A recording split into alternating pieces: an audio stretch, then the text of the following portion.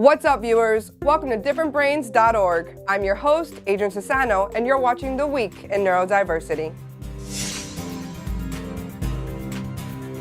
To kick things off, a Tennessee community has come together for a boy with autism in need of a service dog. Damon Johnson played basketball professionally and at the University of Tennessee in 1994. He now works for the Tennessee Chosen Few basketball program, and once he heard Mason's story, he knew he had to help. I just think it's important for us to come together, period. People need each other. Johnson is organizing a charity basketball tournament for Mason on February 23rd called Ballin' for Autism, where all proceeds will fund the service dog. Next up, check out how an Indiana gym is helping people recover from addiction. Big Time Barbell in Muncie, a nonprofit getting recovery addicts off drugs and instead hooked on fitness. That was the only downfall that I've ever heard about our program, is that we were trading one addiction for the other.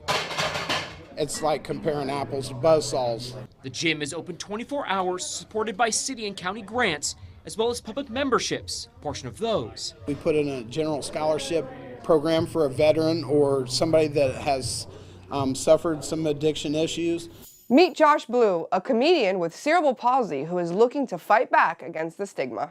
The way that my body works, that people are always going to stare at me. I was like, well, then I might as well give them something to stare at.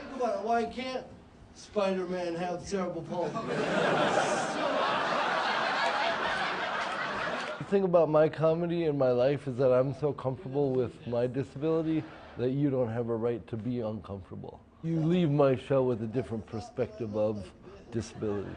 Next, let's meet an 11-year-old radio host who delivers the news for the visually impaired. Together we can all make a difference. Faith already has her own show on the Talking Information Network, a radio channel that serves as a lifeline for those who are visually impaired. We may not be able to see, but we are physically able. Faith was born blind, but she hasn't let her disability slow her down. You're very natural at this job. I think you could take my job one day. Yeah, I could. And finally, an 18-year-old with cerebral palsy who has once told he would never walk has achieved the impossible.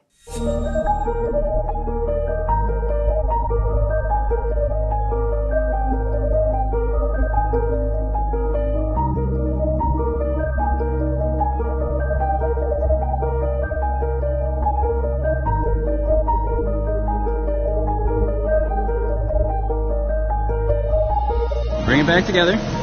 Perfect. And while you're here at Different Brains, be sure to check out some of our other content, like Exploring Different Brains with Dr. Haki Reitman and the Spectrally Speaking podcast hosted by Becca Laurie and Dr. Catherine Cody. That wraps it up for this episode. Which story caught your eye the most? Be sure to let us know in the comments, and don't forget to subscribe.